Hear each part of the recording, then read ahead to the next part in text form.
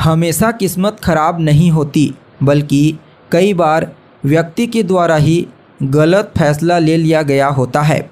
नमस्कार दोस्तों, मैं ज्योतिष आचार्य वासुदेव मिश्रा आपका अपने चैनल सत्य की खोज में हार्दिक अभिनंदन करता हूं। दोस्तों, आज का यह ज्योतिष का कार्यक्रम आप लोगों के लिए यानी कि मकर राशि वालों के लिए बेहद ही ज़्यादा खास कार्यक्रम साबित होगा। आज हम चर्चा करेंगे दैत्य गुरु शुक्र के राशि परिवर्तन प्रभाव के बारे में। जी हाँ, 7 मार्च 2024 की प्रातः 7:09 पर आकर्षण, दाम्पत्य, सौंदर्य, ऐश्वर्य, वैभव, कला, गीत संगीत के प्रतिनिधि ग्रह शुक्र अपनी वर्तमान वायु तत्वीय राशि मकर राशि को छोड़कर अपने परम मित्र शनिदेव की मूल त्रिकोण राशि कुंभ राशि में प्रवेश कर चुके हैं, जहां कि वो 31 मार्च 2024 की शाम तक रहेंगे। उसके पश्चात पुनः राशि परिवर्तन करके अपनी उच्च राशि मीन राशि में प्रवेश कर जाएंगे। तो ऐसे में बड़े विस्तार के साथ जानने का प्रयास करेंगे कि दैत्य गुरु शुक्र अपने परम मित्र शनिदेव की मूल त्रिकोण राशि में गोचर करते हुए किस प्रकार से आपको परिणाम प्रदान करेंगे। शुक्र के इस गोचर काल के दौरान आपके जीवन में कौन कौन से बड़े परिवर्तन हो सकते हैं, किन किन क्षेत्रों से विशेष तौर पर आपको सफलता की प्राप्ति होगी, वहीं कौन कौन सी बातों का इस गोचर काल के दरमियान आपको विशेष ध्यान रखना है और शुक्र देव के इस गोचर प्रभाव को और ज़्यादा बेहतर परिणाम प्रदायक बनाने के लिए क्या उपाय आपको करना चाहिए। ये तमाम प्रकार की जानकारी आज के इस ज्योतिष के कार्यक्रम में आपको बताएंगे, इसलिए कार्यक्रम को बिना मिस किए अंत तक देखने का प्रयास कीजिए।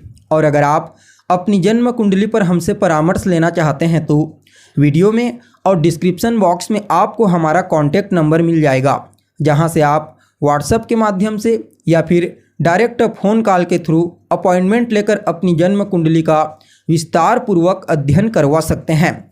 तो दोस्तों, अगर गोचर कुंडली की स्थिति को समझने का प्रयास करें तो इस समय गोचर कुंडली में राहु मीन राशि में संचरण कर रहे हैं, जो देवगुरु बृहस्पति की साधारण राशि होती है, और देवगुरु बृहस्पति स्वयं अभी मेष राशि में संचरण कर रहे हैं, जबकि शनि देव भी अपनी खुद की मूल त्रिकोण राशि कुंभ राशि में चल रहे हैं। तो यहाँ पर शुक्र और शनि की युति बनेगी, और यह जो युति बनेगी ना दोस्तों, यह एक नहीं, दो नहीं, बल्कि पूरे 30 साल के पश्चात बन रही है। और धन के कारक देवगुरु बृहस्पति के साथ शुक्र और शनि दोनों के दोनों ग्रह तीसरे 11वें यानी कि लाभ का संबंध बनाएंगे। इसे अत्यंत ही श्रेष्ठ कहा जाता है। वैसे देखा जाए तो शनि और शुक्र आपस में मित्र ग्रह हैं, परंतु शुक्र जितना देवगुरु बृहस्पति की राशियों में श्रेष्ठ फल देते हैं, उतना श्रेष्ठ प्रभाव वह मकर और कुंभ में नहीं दे पाते। विशेष करके मकर में, कुंभ में तो फिर भी उनका प्रभाव बहुत हद तक श्रेष्ठ होता है। और यहाँ पर गोचर कुंडली में एक और बात आपको समझनी होगी। देखिए, मंगल अभी आने वाले दिनों में राशि परिवर्तन करेंगे, लेकिन जब तक मंगल राशि परिवर्तन नहीं कर लेते हैं तब तक राहु और मंगल ये दोनों के दोनों ग्रह, क्योंकि पीछे मकर राशि में मंगल और आगे मीन राशि में राहु, ये दोनों के दोनों ग्रह शनि और शुक्र को पाप मध्यत्व में डालेंगे। हालांकि इस युति पर और किसी अन्य पाप ग्रह की दृष्टि नहीं पड़ेगी, और गुरु के साथ इन दोनों का लाभ का संबंध, तो ऐसे में पाप मध्यत्व में होते हुए भी काफ़ी हद तक श्रेष्ठ परिणाम आपको प्रदान करेंगे।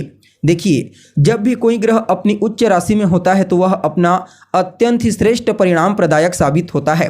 ठीक इसी प्रकार जब भी कोई ग्रह उच्च अभिलाषी होता है, यानी कि अपनी उच्च राशि में जाने की अभिलाषा रखता है, तो भी वह अत्यंत ही श्रेष्ठ परिणाम प्रदायक होता है, जो अभी शुक्र के साथ देखने को मिलेगा। जी हाँ, शुक्रदेव मीन राशि में उच्च के होते हैं, इसलिए कुंभ राशि में शुक्रदेव को उच्चाभिलाषी माना जाता है। और ये उच्चाभिलाषी शुक्र पूरे 30 साल के पश्चात शनिदेव के साथ युति बना रहे हैं, जो अपने आप में ही अद्भुत कहा जा सकता है। देखा जाए तो आप लोगों के लिए यानी कि मकर राशि वालों के लिए शुक्र का यह गोचर आपकी राशि से दूसरे भाव में हुआ है। जी हाँ, दैत्य गुरु शुक्र आपके लिए दसमाधिपति यानी कि दसम भाव के स्वामी और पंचमाधिपति यानी कि पंचम भाव के स्वामी बनकर दूसरे भाव धन के भाव में अपने परम मित्र शनिदेव के साथ पूरे 30 साल के पश्चात युति बनाकर और आपके वेल्थ एंड हैप्पीनेस के कारक देवगुरु बृहस्पति के साथ तीसरे 11वें का संबंध बना करके, तो ऐसे में शुक्र के इस गोचर को आप सभी मकर राशि वालों के लिए बहुत ही उत्तम और श्रेष्ठ कहा जा सकता है। जी हाँ, धन भाव में पूरे 30 साल के पश्चात महाधनी योग का निर्माण हुआ है और इस महाधनी योग के प्रभाव से आपके जीवन में वित्तीय लाभ जबरदस्त तरीके से आपको देखने को मिलेगा। जी हाँ, इस गोचर काल के दौरान अचल संपत्ति की प्राप्ति आपको होने वाली है। कहीं ना कहीं शुक्र का यह गोचर आपके धन को संचित कर पाने में आपको कामयाबी प्रदान करेगा।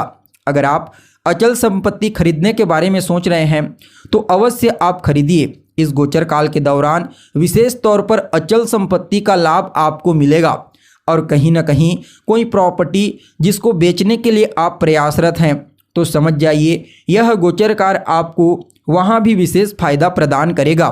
और देखा जाए तो कहीं ना कहीं इस गोचर काल के दौरान आपकी संवाद शैली में विशेष सुधार होगा।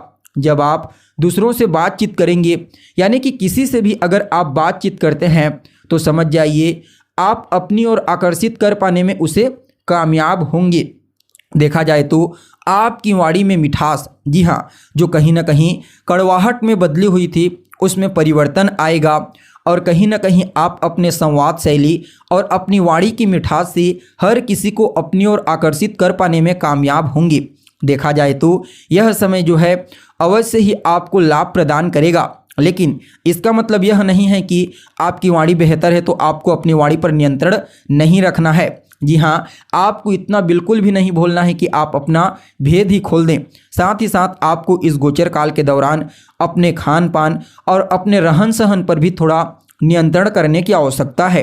वैसे तो आपके लिए शुक्र के इस गोचर को बहुत ज़्यादा घूमने फिरने आनंद करने के लिए कहा जा सकता है और इन चीज़ों में आपका मन भी लगेगा, लेकिन थोड़ा सा आपको बचना है। और कहीं ना कहीं आपके पारिवारिक जीवन में खुशियों का आगमन होगा, परिवार के लोगों का एक दूसरे को सहयोग देखने को मिलेगा और कहीं ना कहीं इस समयावधि में आपके घर परिवार में भी मेहमानों का आगमन होने वाला है, इसलिए सब कुछ आपके लिए ठीक है। जी हाँ, कुल मिलाकर के देखा जाए तो मकर राशि के जातकों के लिए शुक्र का यह जो गोचर है, जो महाधनी योग का निर्माण किया हुआ है, अवश्य ही इस राजयोग के प्रभाव से आपको लाभ की प्राप्ति होगी। और जो लोग राजनीति के क्षेत्र में हैं उनके लिए भी यह गोचर अत्यंत ही श्रेष्ठ साबित होगा। देखिए, राजनीतिज्ञ इस समय अपनी भाषण शक्ति से, जी हाँ, आपकी भाषण शक्ति से जिसको आपकी तरफ आकर्षित नहीं होना चाहिए वह भी आकर्षित हो जाएगा। यानी कि कुल मिलाकर के देखा जाए तो शुक्र का यह गोचर बहुत ही बेहतरीन रहने वाला है। आपके जीवन काल में किसी स्वर्णिम समय से कम साबित नहीं होगा। साथ ही साथ आध्यात्मिकता के क्षेत्र में भी आपकी स्थिति इस गोचर काल के दौरान कहीं ना कहीं मजबूत दिखाई पड़ रही है। यानी कि दैत्य गुरु शुक्र का यह जो गोचर है आपके लिए धन भाव में अवश्य ही आपके जीवन में सिर्फ धन को लेकर के नहीं बल्कि अन्य पक्षों में भी आपको मजबूती प्रदान करेगा। इस गोचर के प्रभाव को और ज़्यादा बेहतर और श्रेष्ठ बनाने के लिए माता लक्ष्मी की आराधना कीजिए। जी हाँ, देवी के मंदिर में जाकर गुलाब जल या फिर इत्र डाल करके आइए, आपके लिए यह गोचर उत्तम साबित होगा। तो दोस्तों, हमें उम्मीद है जानकारी आपको पसंद आई होगी। अगर जानकारी अच्छी लगे तो लाइक करें, शेयर करें और हमारे चैनल को सब्सक्राइब करें। आज के लिए बस इतना ही, फिर मिलते हैं एक नए और ताज़ा एपिसोड में। तब तक के लिए नमस्कार।